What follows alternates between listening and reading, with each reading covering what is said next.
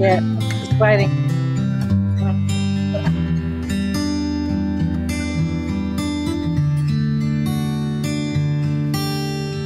Start.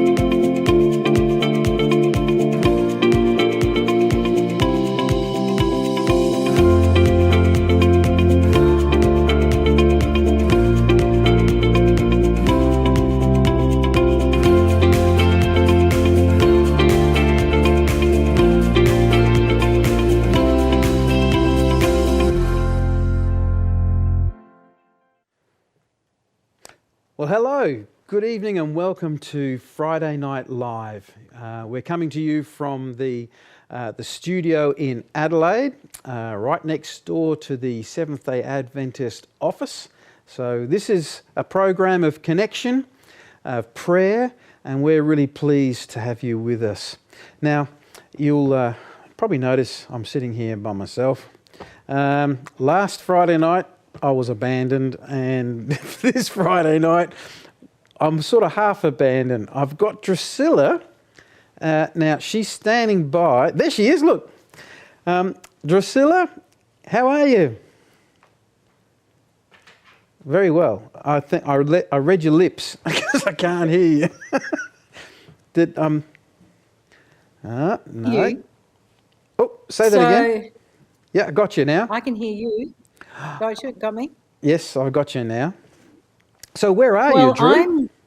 I am saying hello from the Women's Ministry Retreat at beautiful Walker's Flat in South Australia, right on the Murray River, the mighty Murray, and we are just metres away from that beautiful shoreline. And we're going to have a fantastic weekend together. So I'm just saying hello. And we've got a great group of ladies here too that are waiting to say hello to you all too. I'll just pan them now so they can say hello to you. Okay. Which one's Pan? Hello. Hello. They're saying happy Sabbath. That's a good group. These are our ladies. They're not all here yet, Colin. Some ladies are still on their way. It is dark outside, otherwise I would show you this beautiful place. But some ladies are still on their way. So we are wishing them a very safe trip here.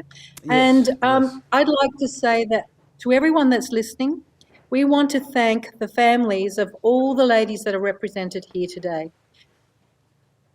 Oh, you just froze, Drew.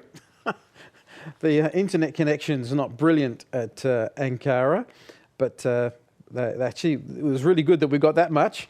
I was going to suggest they probably go out with a little pick and break the ice on the river tomorrow morning and maybe have a swim. Maybe not. Putting these ladies to come to this beautiful place and experience Jesus in a new way. Oh, we just got the tail end of that, Drew. You froze there for a bit. It's probably cold. That's good. I hope it's a good side when I froze. Do you want me to say it again? Yeah, you better say it again. All right. It's very important because we want to thank all the families of the ladies that are represented in this group here, because we know that it's a huge thing for the lady of the family not to be home. And we know that there are families with young children and people in caring positions, all sorts of positions and environments. And we know that they are all going to be missed this weekend. But we thank every family member who have supported these ladies to come here this weekend, because they will not come home the same. We know that we will meet Jesus in this place, and we are really grateful for the opportunity. So thank you to all the families. Enjoy Sabbath wherever you are. We hope you're safe and well. And I look forward to seeing you again next week in a special place again. Thank you, You'll Drew. tell them about that, won't you, Colin? Yeah, I'm going to tell them all about that. All right. God bless. God bless Have you a great too, Sabbath. to you and Thank all you. the ladies there.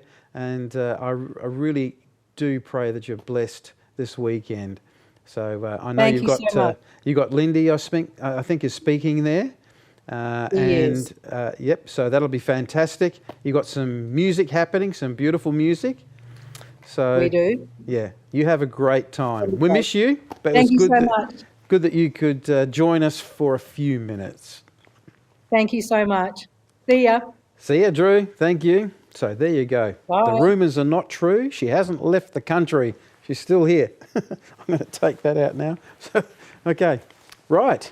Well, back onto the program. And tonight's program, we've got some lovely music tonight from some young children who play the bells from Prospect Church. I'm looking forward to that. They're amazing, these kids. We also have Pastor Devron Strickland, and he's actually here to take our prayer section. And I love it when he does our prayer segment. He's very, very good, very talented, but he's also very genuine, and he's a very loving man. So it's great to have him here to pray with you and for you. So, as per normal, on the Living Ministry Media website, if you go there and have a look, there's a couple of buttons, and we should have a slide up to show you that. There's a couple of buttons there so that you can send us a message. Let us know who you are, where you're from, and what's happening in your world. Say hello. And also, if you have a burden, if you want us to pray for you or for someone that you know, there's a prayer request button. So use that and get in touch with us this evening. We're looking forward to hearing from you, and I know that Pastor Devron is very keen to pray with you and for you, so that'll be great. I also have tonight a special lady who works very hard with an ADRA pantry, and if you're not sure what that is, stay with me because we're going to talk all things ADRA pantry tonight. But I do have just a couple of announcements, a few things to share with you. Of course, we spent quite a few weeks talking about the women's retreat, and it's actually happening. So Drew is having a fantastic time there.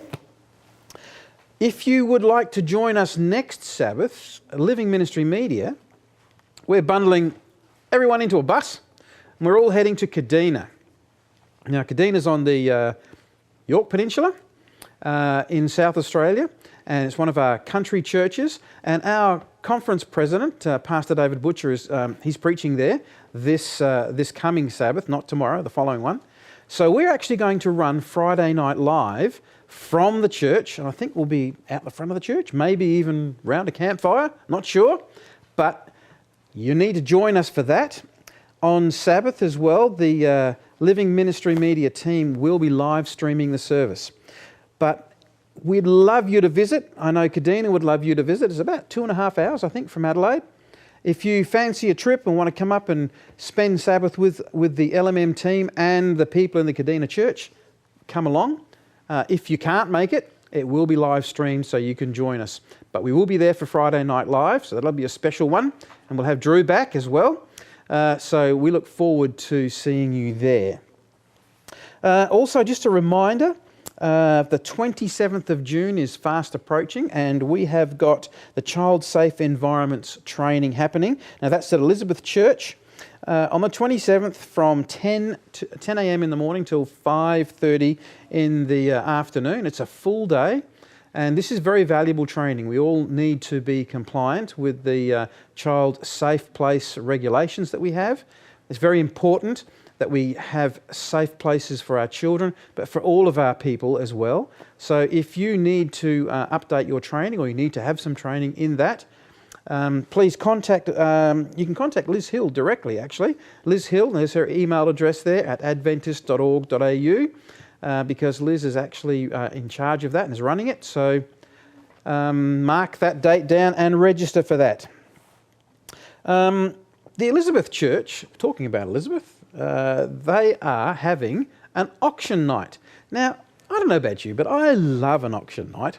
There's all kinds of amazing things that church members donate and give to an auction night. I've even been guilty of being an auctioneer from time to time. It's great fun, and the church, they're looking to raise some funds to continue their work in the community. And if you would like to donate some interesting things that can be auctioned off to raise money, if you're happy to donate those, if you'd like to make some cakes or some pasties or pastries or anything that you can donate and go along as well for the auction, that's happening on the 3rd of July at 5 p.m. at the Elizabeth Church Hall. And you need to contact Pastor Matt Hunter, that's it, Matt Hunter. In fact, the lovely Matt Hunter was here last Friday night doing the prayer segment for us. So if you get in touch with Matt Hunter and let him know that you're interested. We also want to just remind you about ADRA and the money that they're raising for India. They've got a specific campaign for raising money for India, and the funds they are raising there it is on the screen if you want to donate. In particular, though, they're setting up oxygen generator plants in hospitals across India. And they're setting up a COVID care centre in Assam.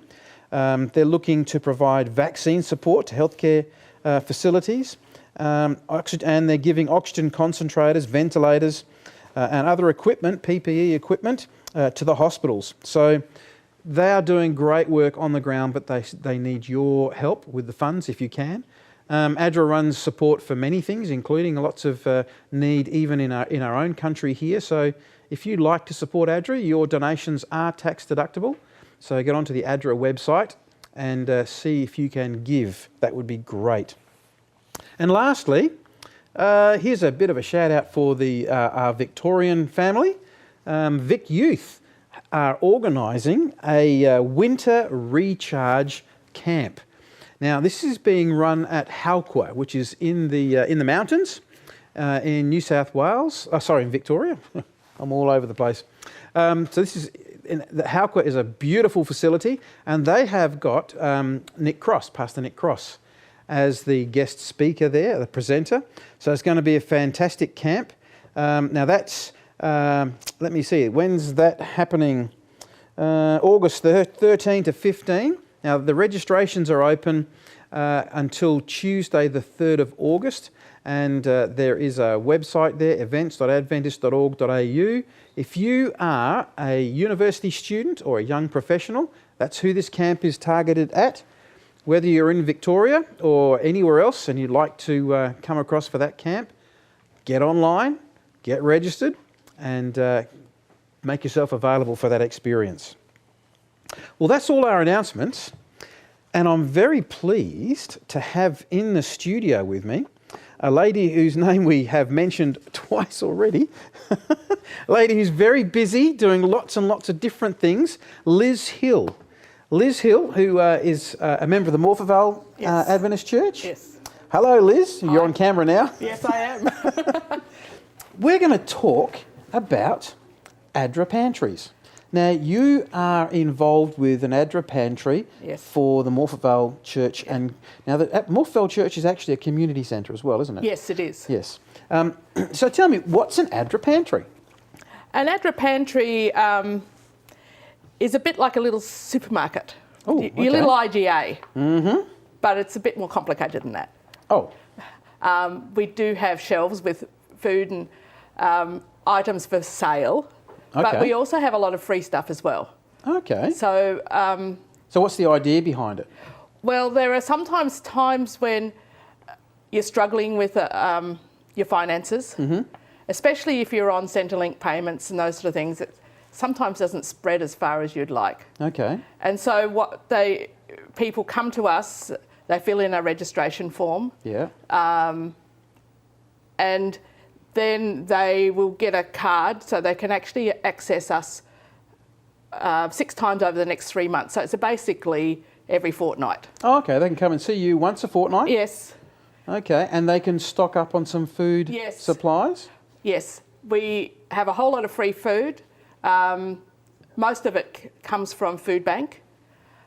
So let's explore Yes. this a bit. Free food? This sounds great. You have free food? Where does that come from? At the moment, we have 2 places that we access that. That's from Food Bank as well as from Oz Harvest. So Food Bank is that a large repository of food from where? Supermarkets? Some of it's from supermarkets, some of it's from industry where they have leftover product, Okay. or the stuff that they're not selling or whatever. And you used to be able to go into their warehouse and choose it, but now you have to order online. And we have one of our members, Jeff, who you met a couple of weeks ago, who goes down there and picks it up from Food Bank and brings it up to Morphett Vale.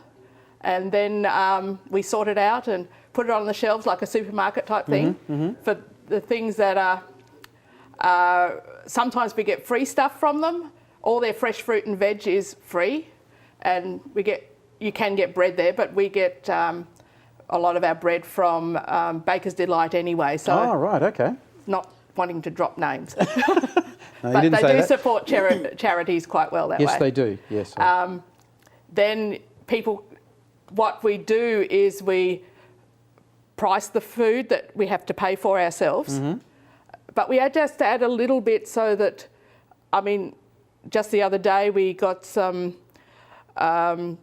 vegetable patties, burger type patties, and so we probably get that in a bulk box, and it will come to about 40 cents an individual thing, and so we might add 5 cents on it to cover costs. Okay. And help supply buying it again if we need to. But do you actually pass on some of the stuff that you get that's free? Do you pass that on as free as well? We always do. Yeah, if we don't pay for it, it gets free. So how do you assess the people that come in here? Do you do any assessment, or it's anyone from the community?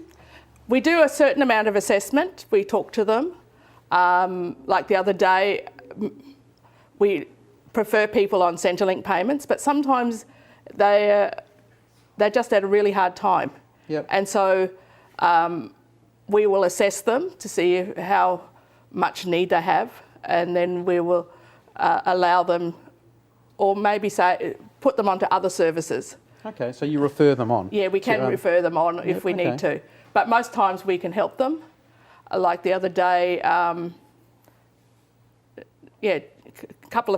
just last week, we had this young lass who came in. She herself was on Austudy, so she was a student.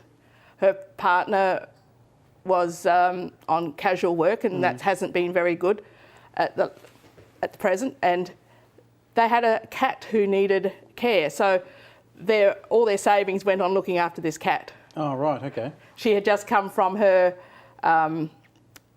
financial advisor, because there's people who can help with financial advice, and they suggested coming to us. Okay. So we get referrals from other places. And so we were actually able to help her, and she's going through, and I say, you can have this and this and this, and you could just see the tears well up. She said, I just talked to my partner and said that we may not be able to eat for the next week. Wow. And so now she went away with enough food to last her a fortnight, I think. It's hard to imagine that in this country there are people like that. Yes. But I guess, has COVID increased that the number of people coming to see you? When COVID was on, we actually had a falling off because people's Centrelink payments had increased. Ah, okay. And we weren't just the only ones, because we have connections with other food security people in the district, and a lot of them either closed because they didn't have enough people coming through, or there was no clients coming through. But since then, we've started to get a few more people coming through because... Well, the JobKeeper's finished now. JobKeeper's finished. The Centrelink payments are gone back to normal. Okay, there's a little bit of increase, but it still doesn't make it easy to live. Are you seeing a different?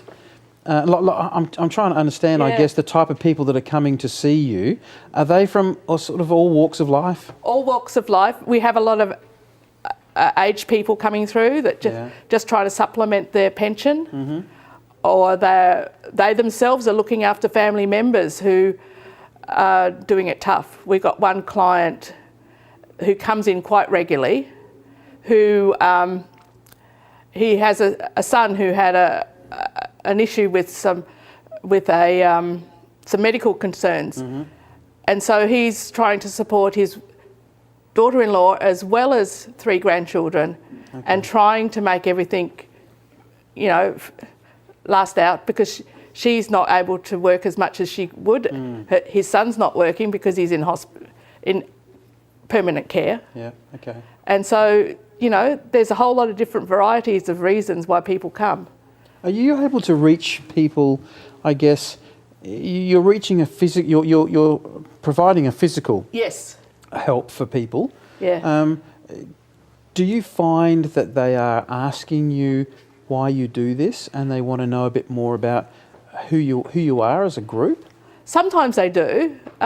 We have available for anyone to just pick up a lot of the books. When the book Hope came out, we gave out a whole lot of those. Oh, okay, great. And we just have them there, and they can pick them up or whatever. So, and they're just grateful that there's someone there. Yeah. We have some people who have, I would say, mental health issues, but also disabilities. I got a phone call on Monday, and being a public holiday, they had really trouble trying to find help. They didn't have any food, and they didn't realise it was a public holiday, and so they were wondering why they weren't getting help from the normal places that they try. Okay. And so I said, look, I'm going over to the church because our pantry's in the church hall. I'll be there at 12. I can come and help you. And she was just so grateful because she didn't know it was a public holiday and couldn't work out why no one was answering their phones. Oh, right. But I just happened to answer my phone with a number that we have for our pantry, and she was just so grateful. She went away with food that she wouldn't have had before. So, what effect does this work have on you and your staff there? It's exciting because you're being the hands and I would say the feet, but I don't use my feet except for to walk around. But we're just being the hands for Jesus. Yeah. And they know that. They know we're part of that organisation. And we don't have any limitations there's some food relief organisations that only do certain postcodes. We don't have that limitation. So we get people from close to where the church is, but we've had some people come from near Wollonga. Oh, right, okay. And Seaford and those sort of things come and ask for help at times. So it's a variety of things we do, and just having someone to talk to tell you, just listen to the issues that have been happening with them. And that happens a lot? You actually get people telling you their story? Yes. Okay, that's great. Yeah. And all of your staff are all volunteers, aren't they? Yes. We've got 4 or 5 that do it regularly with me. I'm there every time.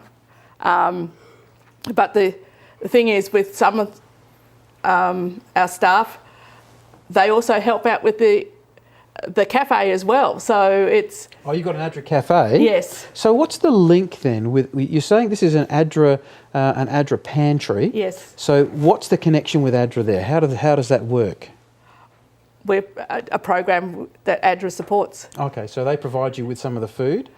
Not usually, but they provide us with some funds. We put in a request for funding, and most times we get it. Sometimes the church will provide some of the funding. But being a place where we can actually sell some food at a very low cost, we're able to actually have some funds from our own self, so it becomes self-sufficient. Okay. Would you say that having an ADRA pantry in your church has brought your church much closer to its community? Oh, yes. And the thing is, I'm also connected with the other networks of food relief in the... Okay. In the Morpheville area, in the area? Well, in the Onkaparinga Council area. Okay. I went to one place. Our Baptist church down at Christie's Beach has a very big network. Mm-hmm. And I went there for some reason, for a meeting or something, and she couldn't remember my name, but she said ADRA. so people are knowing ADRA because of the connection. Okay. Where I was actually talking with we have council people within our community who deal with food security. Oh, okay, so you do work in with the local council as well? Yes. That's great. They have a list of relief organisations and cafes and pantries and those sort of thing, and we're on that list. So because we use the ADRA, we're on the top of the list. Okay, alphabetically. Yes. Okay, that's handy. And they have for each day that they're open and those sort of things, so it's really good. But I was talking to the food security worker from the council, and they love what we do. They're wanting to actually help us more, and they will promote us as much as they can. Yeah, that's really so good. It's about that connection with community. Yep. Okay. I also volunteer down in Aldinga as a personal thing. Yes. For an organisation called Women's Information Service, and I help out there, and so I get to know what that community is doing and how and help with the Oz Harvest there. So it's knowing where the issues are and being connected to community that is really, really important. Well, and I never hide that I'm not part of a church organisation, and I always make sure that ADRA is put there up in the fore. So yeah.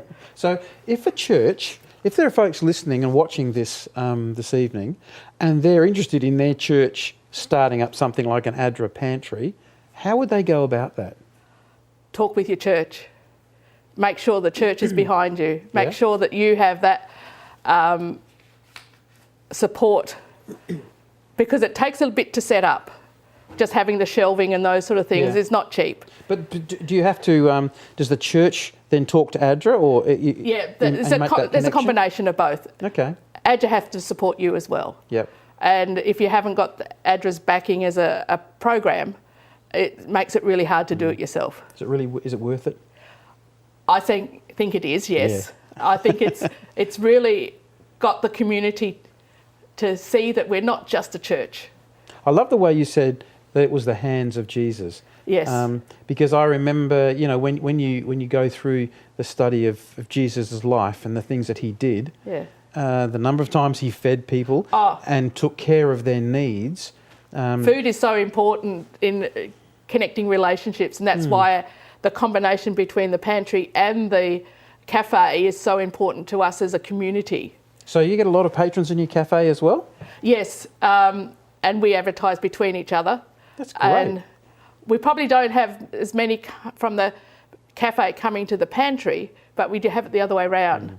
One of our long-term clients, when the cafe started up, I made sure he got a brochure, and both he and his wife go along every week now, and they just enjoy the fellowship. It's about communion. It's about sitting at a table and eating. Yeah. And it's not about how much. And the thing is, when the cafe finished last year because of COVID, we didn't want to just provide a meal, because that's not what we're about. We're actually about listening and talking and being part of a community. Building that relationship. Yeah. And it hasn't taken us too long to get back to our 30 numbers. We were a bit low last night because we have it on a Thursday night because of the weather. It was a bit of rain last night. Yes, there was a bit. It was kind of wet. But the time before, we had up to 30 people coming. So, it hasn't taken us too long since to build up the numbers again. So you'd encourage churches to have a think about setting up that for their community? Yes. Look, Liz, it's been wonderful to talk to you, and I admire your passion because I know this is not the only thing you do. You're involved in a lot of things, and you're going to be running the child safe training as well. And I know you're very passionate about that. Yes. So we've already said make sure that you get in touch with Liz to register for that. But also remembering the cafe, the ADRA Cafe and the ADRA Pantry can be amazing connections that your church can have with your community. So thank you very much for joining us today. It becomes another fellowship group. Yep. And okay, we might be just meeting around food, but it's a one way that Jesus is shown to these people. It's very important. Yeah. And it's like a little network group. That's great. And people look out for each other and that sort of thing. It's really good. Well, maybe we'll get you back on the program again at a later date to see how the cafe is going as well and get an update on that. So thank you. Yeah. Thank you so much, and God bless you in the work that you're doing. Thank you. And if anyone wants to help out and volunteer, if you're living down south, I'm quite happy to have you come. Absolutely. The pantry's open on Mondays and Fridays from 12 to 2. There you go. So if you want to give some of your time, go down to the ADRA Pantry down at Morphevale and have a chat with Liz Hill. So thanks, Liz. That was great. Now, for the rest of the program now, we have messages, and I'm hoping we've got some messages here to see what you've been saying to us. What have we got here? So, now, I had a lovely young person, Colin, was reading these messages with me last week. I can't twist her arm to get her out here to do it a second time, so it's just me. Next Friday night, we'll have Drew as well. Caroline says, big hello from Brisbane. What a powerful testimony. God bless. Now, that was Paul. That was his testimony last Friday night. Nick from Spain. Hi, it's really good to hear testimonies and how God has changed their lives. We feel very blessed and inspired by hearing from people around the world. We've never been to Australia, but who knows, maybe one day. Sorry, I'm not good in English. Yours in Christ. Well, that was superb English, and it's great to hear from you, Nick. It's wonderful that you're actually tuning in. We'd love to have you in Australia one day, and if you come to Australia, let's get you on the program. Julie, she says, we missed you, Drew. I pray that you get better soon. And she has. Drew is much better. And as you saw, she's really enjoying the women's retreat at Ankara this weekend. Alicia from Brisbane, message to Pastor Gary. I have to say your Sabbath school lesson is very good. Not sure if I should say this, but we use it every week instead of the main lesson. We play the video in our class and go through the questions with you. Thank you, Pastor Gary. May God bless you and your family. There's nothing wrong with doing that because Pastor Gary, he sticks with the lesson. He has a really interesting view on the way the lesson from his perspective, and it's always really good for generating discussion. Sarah says, hi guys, I just watched Friday Night Live for the first time last week. Wow! How come you don't promote it in the record? Oh, maybe we should. Everyone should watch it. I'm telling all my friends about it. Do you know if other states do similar programs? It'd be great to hear what's happening around Australia. We're not sure. I think there might be some starting up interstate, but I'm not sure of other programs, but we are trying to do some of the announcements for Victoria at the moment and others if we get them. So, but thank you very much for your kind words. Lily, Drew, get better soon. We need you. Colin is struggling. She says, only joking. You're both doing a great job. I do miss her. It's like you've lost your right arm. It's not good. Georgina says, so lovely to see Kaylin helping with the messages during last week's program. She did a great job too. And her dad, Paul's testimony was also very interesting and inspiring. Thank you for sharing this. Kaylin, if you can hear me in the back room there, the audience is calling for you. Linda, I've tried several times to contact LMI, the organisation that runs the medical missionary training program, and I've had no luck. Can you please find out if the training is still happening, and if it is, how to enrol? Now, we did have a slide from last week. We may be able to find that before the end of the program because there's a lady who gave us her phone number, Natasha. for that training, that online training. So I'll see if we can find that before the end of the program. Now, Mark says, hello ladies, blessings from Kathmandu. Okay, that's the one we haven't heard from before. Thanks, Mark, that's great. Grace says, happy Sabbath. Margaret says, happy Sabbath everyone from Kangaroo Island. Noel says, happy Sabbath to all watching. I'm flying home from Perth. If you could remember my dad Rob and Louise's mum Bev in prayer, that would be appreciated. Okay, we'll give that message to Pastor Devron. Michelle says, a happy and blessed Sabbath to Drew and the ladies at the women's retreat. And Colin and everyone else, God bless. Michelle, she's from Mount Gambier. Margaret says, mixed blessings this week. Had a really special time when we visited Adelaide with the grandchildren on the weekend, and then back to earth with a thud this morning when my 89-year-old dad fell and broke his hip. Oh, that's no good, Margaret. I think we need to have a prayer. We'll get Pastor Devron to have a prayer for your dad. Margaret says, good to see Liz. Had the pleasure of meeting her recently when she came to KI with Pastor Joel, Charlene and some youth. That's the messages. That's quite a few. Thank you for messaging in to us. It's great to hear from all of you, wherever you are. And they're all over the place. It's amazing. Well, the other really nice part about this program that I really enjoy is the music that we get to experience, often from local people here. And tonight's no exception. We have some incredible children from the Prospect Church. So I want you to sit back now and enjoy this beautiful music as they play the bells.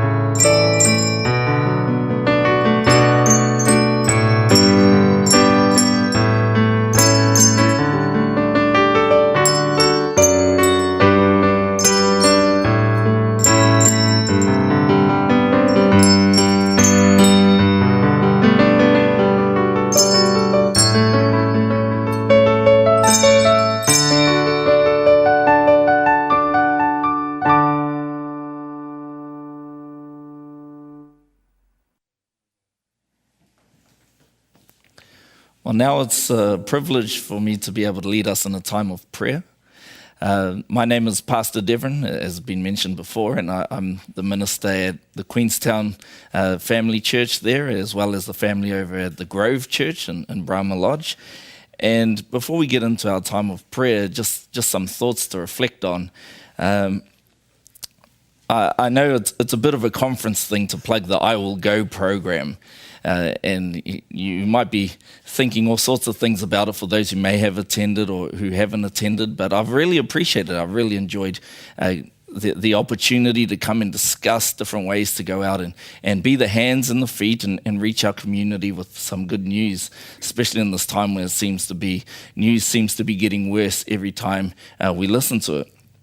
But in particular with the I Will Go program, it's the second if you had the second time that we had done it, the conversation was sort of a repeat of the first one of preparation, so preparing the soil, and the emphasis is relationships. And I recall sitting in our group having our discussion afterwards, and a comment was made that came across that said, "When are we going to get to the good stuff?" And to me, it sort of shocked me. I understood what they meant. Where are we going to get to the point where we're winning souls for the kingdom, where we're getting to the place where we get to tick the boxes and count the numbers and have a fulfillment or get to reap a harvest at the end? And we had sort of skipped the importance of the very first step, which was the preparation of relationship. And the comment came across was, well, relationships, I already know how to do that. And well, for me as a pastor in a church that wants to go off and share the message of Jesus, especially the hope that our communities need, we've done a study called NCD, or Natural Church Development, and unfortunately for our church as a whole, not just a local church, but our church as a whole as Adventism, we sort of lack and really struggling in one area called loving relationships. So it seems a little odd that we'll turn around and say, hey, we don't want to focus too much on having a relationship, but we want to get to the good stuff, where we're really hurting in an area that God finds extremely important. You see, it's without relationship that trust is not built. It's not unless you have a relationship where you can come and really be yourself or open up to the needs and the hurts and the pains that you may have, or the joys or anything that needs the good news to bring fulfillment into your life. It starts with relationship. You see, relationship is extremely important to God, and for us as Adventists, we acknowledge that in the way that we open the Sabbath and take this opportunity to commune. But relationship to God, when we look in the Bible, in the book of James, chapter 2, verse 23, it speaks about Abraham and his faith. And it says at the very end of that verse that he was considered a friend of God. When we find in the verse in Proverbs 18:24, you can read this for yourself. It says that, yes, someone can have lots of friends, but there is a friend that is closer than a brother. And so God has these invitations of friendship and says that it's important, it's something that's intimate. And Ellen White, when she talks about prayer, she actually speaks about it as being done as friendship, in a way of friendship. It says, prayer is the opening of the heart to God as to a friend. And so unless we make relationship or friendship a priority, then we're missing out on the experience that God is really calling us to have when we enter into this communication and this relationship through prayer. For me, when it comes to friendship, there's a few things that I expect. I sort of judge my relationships by. The first one is that my friend has to, well, when I hear the word friend has to be a person who has my best interest at heart. So that means sometimes they have to tell me something hard, but hopefully most times it's something easy and something that we can laugh about. There needs to be trust in that relationship. That's what a friend is to me. Someone I can trust, someone I can go to and open up my heart, someone I can just speak to. And I know that I'm not going to be judged on it. Well, I know that they'll have words to say, they'll have an opinion, but that won't ruin our friendship. For me, I know that I'm in a really good stage with my friends when we start to complete each other's sentences or finish each other's sentences. You know, you're with your mates and you're halfway through the sentence and they've already ended it because you're so close and you know what each other are thinking. But then you know that you're in that even better friendship relationship when all of a sudden you have these one-word jokes. Now, you just say that one word and all of a sudden there's a huge story or history behind it, and it's enough that you break out into laughter.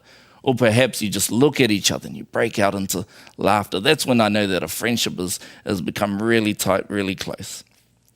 But my ultimate number one when I know that when this is a friendship that is extremely close is when we're able to sit together silently. When we can sit there and say nothing. Nothing needs to be said. No one feels awkward about it. We know that we just simply need to be together. For me, that is my expression of friendship. Tonight on my way here, this evening, I received a phone call from one of our young people from the church. Well, a couple of them, they're both together supporting one another. And we're going to pray for her and her family as well in one of the requests. She was sharing the bad news or the hurtful news of what's happening currently with her grand auntie, that there is no movement or there's no brain activity at the moment, and that they're planning to take her off her life support and allow her to breathe on her own for the next 2 days. And that's where they left it before the conversation turned into tears. My response, I had two. I had the pastoral answer, and I had the desire to be there and just hold them and embrace them and hug them. So driving, what can I do? And I spoke into my earpiece and I simply said, is there anything that we can do as a church? And the answer came back that brought joy to my heart. It was, no, I don't know why I called you. I don't want you to do anything. I just wanted you to listen. I just had to tell you. And that's when I know that is the point of friendship, more than just the pastor, more than someone who has to tick the box and do the church or Christian thing. Instead, I had become a relationship, a friend that can be there and bring hope, whether I said anything or nothing at all. That's the type of friend that I see my God as. Someone I can trust, someone that's there in the loud times, in the noisy times, in the awkward times, and in the quiet, lonely times. So therefore, when I hear the words of Ellen White saying, I think of that God that wants to be close to me, that I can trust. So I'll read that passage out again, that statement from her. It says, and the invitation for all of us as we come into this time of communion with God. Prayer is the opening of the heart to God as to a friend. Not that it is necessary in order to make known to God what we are, but in order to enable us to receive him. Prayer does not bring God down to us, but brings us up to him. God is inviting you to come into a relationship, a friendship that is closer than a brother. He wants to be there in your ups and your downs. So tonight, as we go into this time of prayer, we put our trust in a God that has shown himself to be faithful over and over again. I just want to read out the prayer requests that we have here and share them with you. We have one from Gary. So Gary, if you're watching, but thank you for sharing with us. It says, could you please pray for my best friend Eric and his family? They are in critical condition in the hospital in Texas, suffering from a car accident. We have a request from George. Please pray for my Polish friend. She received bad news this week about her health. Michelle, hi, can I please have prayer for the following, for some people that I know who are dealing with health issues and other issues. Pray that my job network can find me a job suited to my intellectual disability and also my results from my sleep apnea test that I have done recently come back with no issues. We have one from Marjorie. Hello again, please pray for Pammy After 8 months, the specialist has no answer, so she is being referred to someone else. I pray another doctor will be able to help her.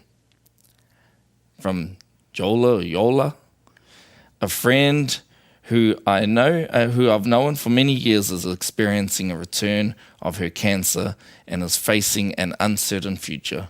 Please pray for her. May she feel God's presence and have his hands over her situation. And as we heard from the messages, I just jotted down while we were listening to them being read as well. We acknowledge that Noel's father and his wife's mother, so his mother-in-law, are requesting prayer. I don't know what for, but prayer is powerful no matter what. It is a request for them. We have Margaret. Her 89-year-old dad has broken his hip. As I mentioned, we want to pray for Tiana and her family that are going through this pain, knowing of what her grand auntie is going through. She has been bleeding on the brain for the past week, and to hear this news, it's heartbreaking. And I pray for the Grove family as well as the school. Right now, we have unfortunately heard bad news about Shani. She lost her battle with cancer just the other day, and we just want to pray for her family as well as our church family that are mourning and grieving at this time. So if you'd like to join me, we'll get into a word of prayer.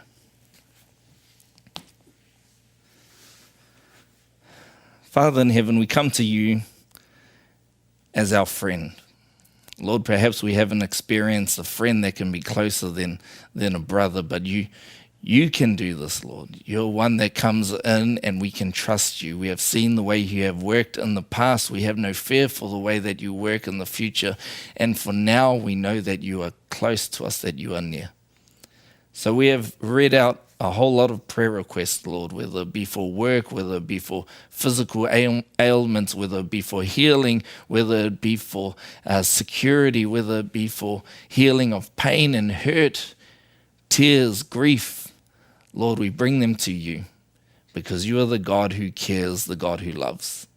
So I just pray in this situation that you may be revealed, as we know that you want to be present. You are closer than we could ever imagine. You are the God who has always come near. And so for those families, especially Shani's family, for parents to lose a child so quickly and to lose a child at all, Lord, we just pray that you come into this time of confusion for all, and you let us know, Lord, that you are present in the way that you bring peace. For your word says you bring peace that surpasses our understanding.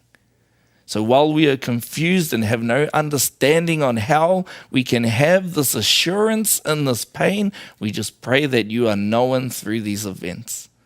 That these families, all those who are involved, may they come through this process, through this time, knowing that you are a God who lives, that you are a God who cares, that you are a God who goes beyond pastors' words and pastors' prayers, and you are a God that is present and alive in their lives. For us, Lord, who follow you, I just pray that you give us wisdom in the words that we speak, and the actions that we show, and the times that we need to be silent, the times we need to be present. Lord, may people know that they have a friend that they can trust in us, because we trust in you. I thank you for this ministry that LMM is doing and all the young people and older young people that are involved here in this place, in this space, that are able to bring us together to hear the messages of hope and joy, the good news of how you are working in this place. So I just pray that your Holy Spirit rest upon all as we come into this very special time of your Sabbath. You have told us that you have commanded a blessing. You have placed a blessing upon it. I just pray that we have not kept ourselves so busy or focused on our plans that we have missed the blessing that you have placed before our eyes. May our hearts be open and ready to receive it, to know that you are near. We thank you for all these things, and we praise your name. In Jesus' name we pray these things. Amen. Thank you, Devron. I love those words. I guess there's so much pain and suffering out there, sometimes it's hard to recognise the joy and the happy times. We're swamped with so much sadness at times. I just want to thank you for sharing with us, for sending in your prayer requests, so that we can, in some way, share your burden and bring before Jesus your concerns and your needs. Don't stop doing that. Keep in touch. That's the program for this evening, as we're now in the Sabbath hours. It's our heartfelt desire that Sabbath for you will be a wonderful time of rest and relationship building for you and God. There's going to be our program next Sabbath, next Friday night. Remember, we're going to be at Kadina, and we would love you to join us there at Kadina if you get the chance to drive there and join us for the church service. If not, Friday Night Live is going to be streamed from there, and also the church program. Pastor David Butcher will be giving us a message from there, so that's excellent. I'm looking forward to that. Just checking to see if we've got any last messages. We have got one from Bella and Sam. Hello everyone on LMM. Hope you all have had a blessed Sabbath. Hope you all have a blessed Sabbath tomorrow, worshipping our Heavenly Father, and keep up the good work. May God keep you all safe. It's our prayer for you to have a blessed time with God, with your family, with whoever is special to you, and don't stop looking towards heaven to get the blessing and the assurance that we all need. Look, there's on the slide on there too for that question about the medical missionary training. So there you can call Natasha. There's a number there for you. Have a wonderful Sabbath. Have a blessed week. And Drew and I will be back next Friday night to spend Friday Night Live with you.